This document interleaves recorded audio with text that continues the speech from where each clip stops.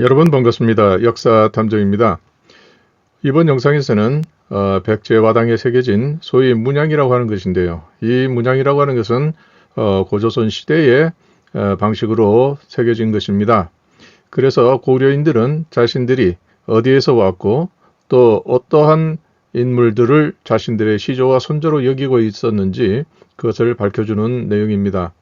그래서 제목을 백제화당에 새겨진 민족사 이렇게 표현을 했습니다.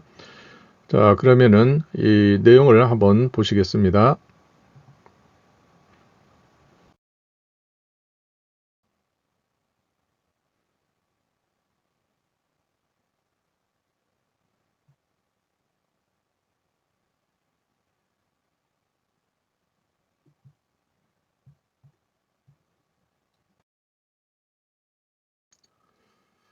먼저 여기에 보이시는 것처럼 우리가 주목해야 될 것은 이 가운데 이 원을 중심으로 사방으로 이렇게 열 십자가 이렇게 뻗쳐 있습니다.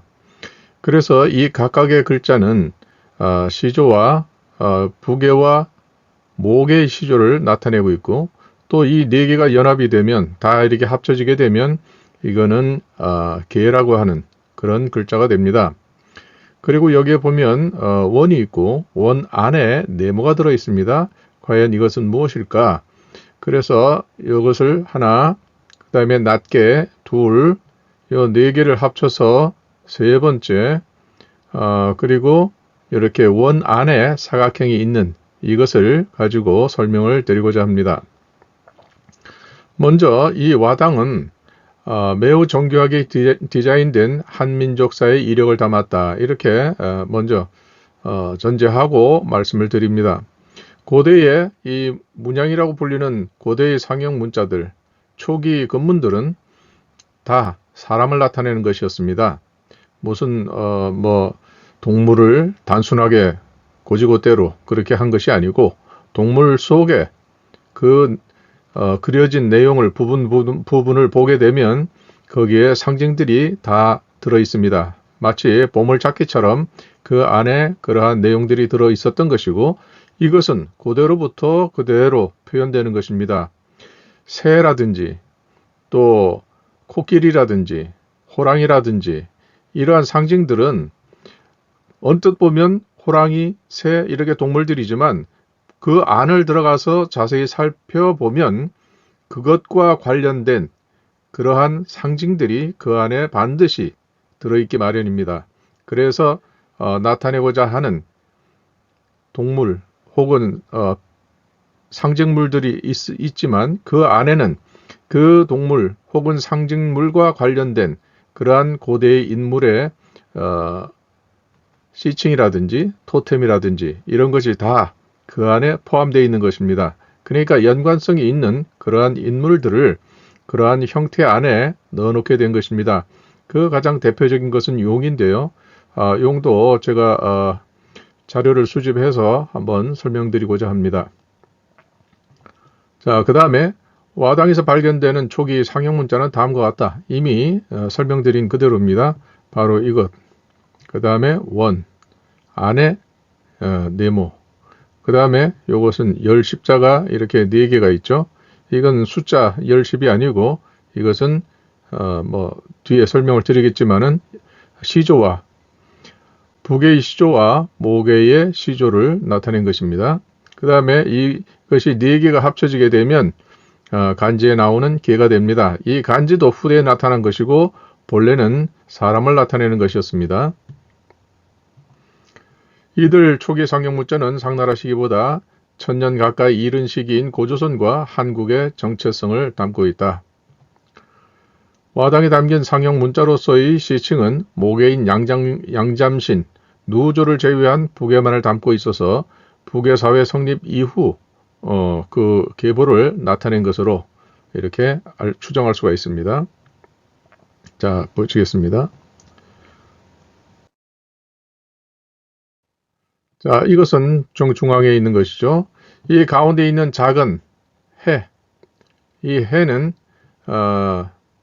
자신의 소속 족단을 확인한 것이다. 즉 천신 하나님, 시조의 천신 하나님이 자신의 토템을 태양으로 했습니다. 그렇기 때문에 그 자손들은 다 자신이 이 해에서 태어났다. 이것을 우리말로 했으면 아래에서 태어났다. 이렇게 되는 것이죠. 그래서 이것이 가장 중요한 그런 의미가 되겠습니다. 자, 그래서 이 작은 원은 어떤 역할을 하느냐. 이것은 우리가 광개토대왕 경주호우에서도 보듯이 거기에 있는 명문을 보게 되면 여기에 있는 이 정자가 가운데에 그 경주호우에서는 이 해가 없습니다. 그런데 근문에서는 없는 것도 있고 있는 것도 있습니다. 그 내용은 무엇인가 하면 바로 이 정이라고 하는 이 인물이 이것이 사람의 인물이면서 그 가운데에 이렇게 작은 해를 표시함으로 해서 자신이 시조가 천신 하나님이다 하는 것을 여기에 표현한 것입니다. 자, 여기도 보면 가운데에 정자 안에 해가 들어 있습니다. 설명드린 그대로 자신이 시조를 염제 신농 하나님을 이렇게 받들고 있는 계승한 그런 인물이라는 것을 알려주고 있습니다. 그런데다가 정백 이리 되어 있습니다. 이 맞백자입니다. 우리가 백자남 할 때도 이 백자를 씁니다. 그러니까 이것도 보면 불꽃이죠. 불꽃이 있고 여기에 획이 그어져 있습니다. 이 불꽃은 무엇입니까? 바로 이 태양을 자신의 토템으로 했던 그 천신 하나님의 또 다른 상징이 이 불이란 말이죠. 그래서 염제 이렇게 기록을 하기도 합니다.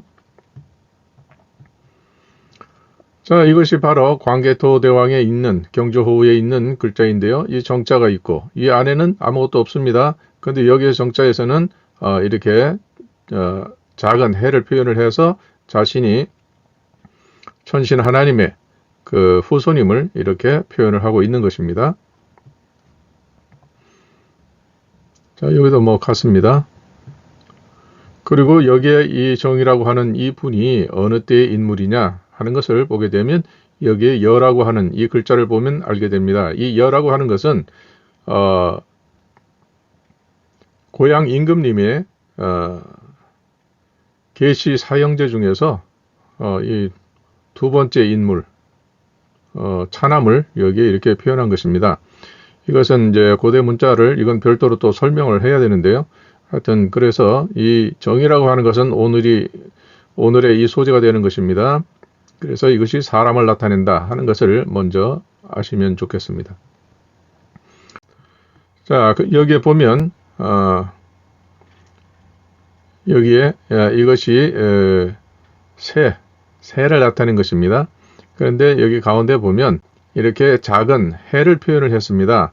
그렇기 때문에 천신 하나님의 자손이다 하는 것을 여기에 표현한 것이죠. 그리고 가운데에 작은 해를 표현을 했고 이 전체적으로도 해를 나타냅니다. 즉 이렇게 새의 형태 혹은 해바라기 형태를 하고 이렇게 표현한 이 인물은 자신이 천신 하나님의 자손으로서 그렇게 이 족단의 표시를 했다 하는 것을 알 수가 있습니다. 자, 그 다음에 여기에 보면 어떤 인물이 이 지팡이를 짚고 있습니다. 이 지팡이는 그냥 지팡이가 아니라 천신 하나님의 시칭입니다. 여기 해라고 하는 것은 토템이고 이것은 천신 하나님만 해당되는 신농 임금님의 시칭입니다. 이것은 신이라고 이렇게 되어 있는 것이죠. 발음은 신입니다. 이건 제 얘기가 아니고 설문에 나와 있습니다. 그래서 이 신을 붙잡은 사람, 이 신을 붙잡은 사람이라는 것은 바로 이 천신 하나님의 후손이다 하는 것을 여기에 이렇게 표현을 하고 있습니다. 그런데 그것을 붙잡은 인물입니다. 이건 손으로 붙잡는다는 뜻이죠. 그러니 천신 하나님의 자손을 이은 사람, 그러면 역시 이것은 그 이후의 후손들이 되겠죠. 이 인물이 천신 하나님의 몇 번째 어느 세대의 몇 번째 형제 중 몇 번째 인물인지는 알 수 없지만 바로 이분을 붙잡고 있다고 하는 것은 이분의 후손이다 하는 얘기입니다. 그렇기 때문에 천신 하나님은 대종이 되고 이것을 붙잡은 이 후손들, 그러니까 숫자가 많겠죠? 그 후손들이 공통적으로 인식하는 이분의 토템을 하나를 새롭게 족단을 구성하게 되면 천신 하나님은 대종이 되고 그 족단은 이 천신 하나님을 붙잡은 이 후손들은 소종이 되는 것입니다. 그래서 여기서 보면 정통적인 후손들은 다 천신 하나님을 계승했다는 의미로 천신 하나님과의 관계성을 자신의 시칭 혹은 토템으로서 이렇게 표현을 하게 됩니다. 그래서 이 가운데 있는 이것은 천신 하나님의 어떤 상징을 나타내는 것이죠. 그래서 이것은 천신 이렇게 볼 수가 있습니다. 자, 이게 보시는 대로 이게 확대를 한 겁니다. 그래서 바로 여기 머리가 둥그렇죠? 이건 천신 하나님의 자손이란 뜻이죠. 그 다음에 이것은 신이라고 읽는 것입니다. 그러니까 천신의 자손이다 이런 얘기가 되죠. 자, 여기서 보면 요거는 원 안에 사각형이 있습니다. 저기서 관심을 갖고자 하는 것, 원은 바로 천신 하나님의 상징이죠. 큰 햇님이니까. 그런데 그 안에 사각형이 있습니다. 즉 이것은 큰 원, 천신 하나님의 자손 중에 자신을 사각형으로 나타내는 후손이 있었다. 이런 얘기가 되겠죠. 그래서 원으로 표현된 천신 하나님과 또 사각형이 된 그 후손과는 뗄 수 없는 관계를 갖고 있다. 즉 계승관계에 있다 하는 것을 알려주고 있습니다. 그 다음에 이 사각형은 이걸 나라국이라고도 해석이 되고 그 다음에 에워쌀 위도 되고 그 다음에 보호한다, 지킨다는 뜻의 그 위자가 되기도 합니다. 그래서 우리 역사에서 위만 조선을 얘기할 때 이 위씨는 중국인이다 이렇게 얘기를 하는데 글자를 모르니까 어쩔 수 없지만 그 위만은 정통, 천신 하나님의 부계의 후손입니다. 그렇기 때문에 이 위만 조선을 나라를 세웠다 하는 이것은 천신 하나님의 후손 중에 이 위씨가 나라를 세운 것입니다. 그래서 중국 사람이다 이렇게 말하는 것은 고대의 역사에 대해서 좀 다시 한번 생각해 봐야 될 문제입니다. 왜냐하면 고대에는 중국이란 나라는 없었습니다. 중국이란 나라는 대륙을 장악한 그 어떤 나라의 황제가 다스리는 직할지를 얘기를 합니다. 그렇기 때문에 그 중국이라고 하는 것은 이민족, 소위 오늘날 진화인들이 말하는 이민족이 그 대륙을 장악했을 때 이민족의 황제가 다스리는 직할지, 거기도 중국인 겁니다. 그런 의미에서 고조선이라는 것은 최초의 중국이었다. 이렇게 말씀을 드릴 수도 있습니다. 자, 여기에 보시는 것처럼 사각형이 있습니다. 그리고 사방으로 이렇게 뺑뺑 돌면서 이렇게 나라를 지키는 것입니다. 그런데 이것이 후대로 가게 되면 이 사방을 지키는 이 발이 점점 사라지게 됩니다. 그래서 우리가 한국 할 때의 이 한이라고 하는 그 글자가 다음과 같이 되죠. 이렇게 돼서 한이라고 하는 것이 발이 이렇게 아래 위로 두 개만 표현되어 있습니다. 여기에 있는 것처럼 이렇게 두 개만 표현되어 있습니다. 원래는 초창기에 이것을 썼다고 하면 이 양 옆에도 있어야 되겠죠. 그런데 한국 할 때 한은 나라를 나타내는 사각형 그 아래 위로 이렇게 발을 둘만 이렇게 표현을 해 두었습니다. 그리고 좀 더 지나게 되면 이것은 글자가 아래 위에 이거 다 없어지고 사각형만 남게 됩니다. 그래도 그것은 생략형으로서 위자, 에워쌀 위, 지킬 위, 그 다음에 나라국 이렇게 세 가지로 표현이 되는 것이죠. 그래서 그럴 경우에는 그 문장의 내용을 보고 셋 중에 하나를 인용해야 되는 것입니다. 자, 여기 보게 되면 자, 여기도 삼각형은 무엇입니까? 삼각형은 삼신을 나타내는 것이죠. 그래서 허신은 삼합, 셋을 합쳤다 이렇게 표현합니다. 즉 천신 하나님으로부터 시작된 직선으로 자신을 나타내는 그 신이라는 글자가 세 개가 합쳐진 것입니다. 따님도 신, 또 그 아드님도 신, 이렇게 돼서 세 분을 표현한 것이 삼신입니다. 그런데 그 밑에는 사각형이 있습니다. 바로 이 사각형을 나타내는 것이죠.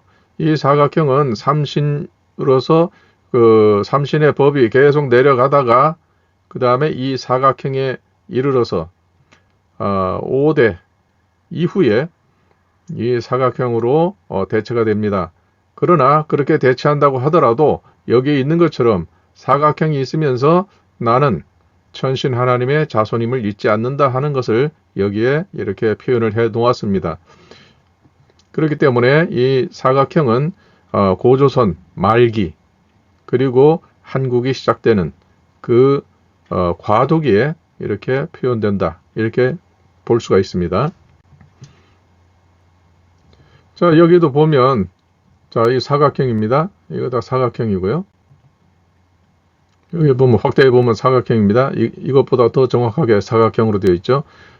그리고 여기에 보면 삼신을 나타내고 이것은 소호금천신을 나타내는 것이죠. 그리고 여기에 보면 계속 이렇게 직선으로 내려오면서 이 가운데는 줄이 쭉 직선이 내려옵니다. 이것은 무슨 뜻이냐 하면 천신 하나님을 상징하죠. 신이라는 글자죠. 그래서 천신 하나님은 나라가 어떻게 바뀌고 어떻게 됐든 간에 그 후손들은 시대 불문하고 영원히 이분을 기념해야 되기 때문에 이분을 항상 정중앙에 이렇게 모시는 것입니다. 그래서 이분을 일러서 영구불천의 신위다. 영원히 옮길 수 없는 그러니까 영원히 기념해야 되는 그러한 존재로서 시조로서 이렇게 받들고 있다. 이렇게 볼 수 있습니다. 그렇기 때문에 여기에 나타난 이것은 천신 하나님의 후손이 나라를 세운 그 인물이다 하는 것을 여기에 나타냅니다. 자, 이것은 이 가운데에 천신 하나님을 나타내는 작은 해를 중심으로 이렇게 아래 위 좌우 해서 이런 글자가 넷이 나타나죠. 네 개가 있죠.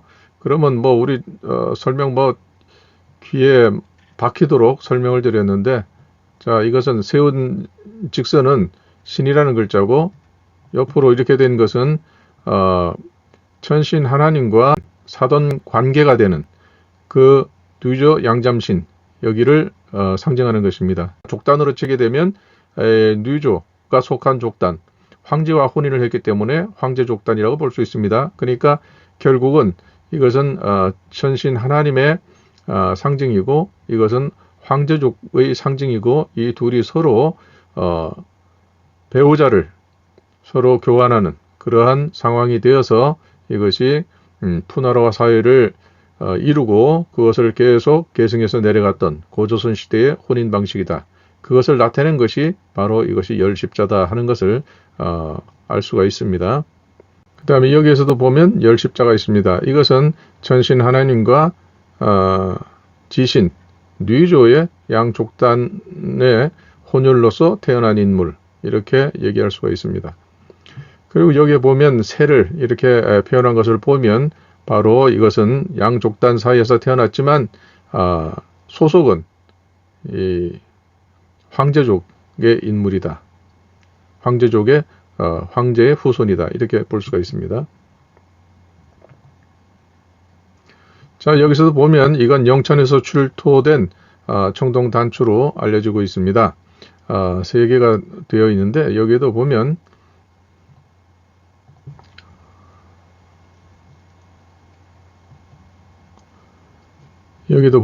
자, 열 십자가 있고 그 다음에 격자가 있습니다. 이거 이렇게 되어 있고 여기에 열 십자가 이렇게 되는 것이죠. 열 십자는 설명드린 대로 천신 하나님과 황제족단이 서로 연합을 했다. 이렇게 볼 수가 있겠고 이것은 바깥에 격자가 있는 것은 이건 오늘날 행할 행자입니다. 그러니까 이것은 뭐냐면 천신 하나님 족단과 그 다음에 황제 족단이 서로 연합을 해서 이렇게 하나의 나라를 이루었다. 이렇게 볼 수가 있는 것이고 그것이 고조선입니다. 이것을 보면 이것도 열 십자가 있습니다. 그러니까 이것도 서로 양족단이 이렇게 하나가 되었다 하는 것을 알려주고 있습니다. 그래서 시조인식은 천신 하나님과 그 다음에 뉘조 양잠신을 나타내는 것입니다. 자, 여기서도 마찬가지죠. 여기서도 보면 자, 이렇게 일자가 있습니다. 일자가 아니라 신자죠. 신자. 여기도 신자. 이것은 좀 더 예민한 글자이기 때문에 설명을 필요로 하는데 오늘은 여기서 이 글자에 대해서는 생략을 하겠습니다. 자, 그 다음에 여기 또 열십자가 있고요. 그러니까 이것을 보게 되면 전신 하나님 위주로 제사를 드리는 그러한 제기로 사용되었다는 것을 알 수가 있습니다. 그래서 이 열십이라고 하는 것은 바로 천신과 지신, 양족단이 이렇게 하나로 결합이 된 그러한 형태가 되겠습니다. 그리고 그러다 보니까 이것은 부계의 시조가 되는 천신, 모계의 시조가 되는 지신, 이리 해서 성과 시가 고조선 시대부터 표현이 되기 시작했다 하는 것을 알 수가 있습니다. 제사를 드리려면 그 족보를 제대로 알아야 소와 목을 구별할 수 있기 때문에 이렇게 정확하게 이렇게 표현을 했고 이것이 우리의 사국시대 이르기까지 정확하게 전달이 되었다 이렇게 볼 수가 있습니다.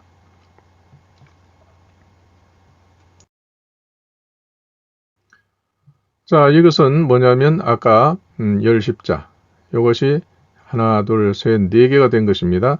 이 열십자가 합해져 가지고 이걸 하나의 글자로 보게 되면 이건 간지에 나타나는 개자가 됩니다. 자, 한번 보시겠습니다. 자, 이런 글자가 되는 것이죠. 개자가 되는 것입니다. 자, 여기도 개자가 있죠. 할아버지 개씨, 개씨, 아버지 개씨, 다 개씨입니다. 그래서 1대, 2대 할아버지 알씨는 종옥고양씨. 그래서 이것은 3대. 그 다음에 종옥고양씨, 고양 임금님의 아드님 4대. 그리고 이 사발 안에서 이렇게 붙들고 있는 이 인물은 자연히 5대가 되겠죠. 5대의 인물. 그래서 이것을 보게 되면 자, 여기에 계시가 있죠. 그래서 당우삼과 병명이라고 명명한 그 고조선 시대의 세자루의 창이 있습니다. 거기에 새겨진 그 족보들을 보게 되면 이것은 4대째인데요. 4대째의 족보인데 여기에 개가 하나, 둘, 셋, 넷이 있습니다.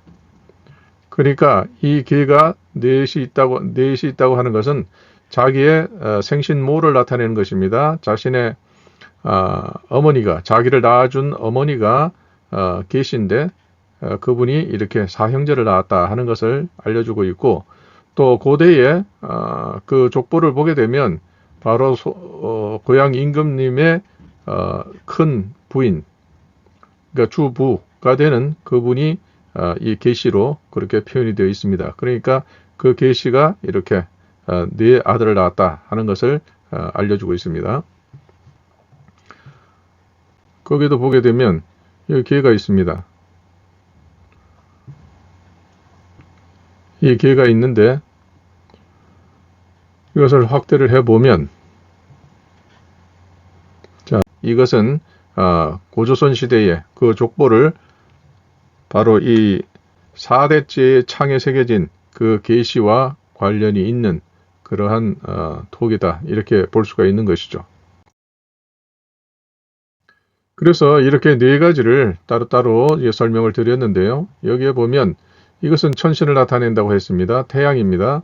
그래서 우리의 그 단군 신화와 관련된 것 중에서 이 천신에 대해서 가장 정확하게 표현한 것을 보면 천신은 환인이며 이후 인물의 성씨 기원이 된다. 이렇게 제가 설명을 했는데요.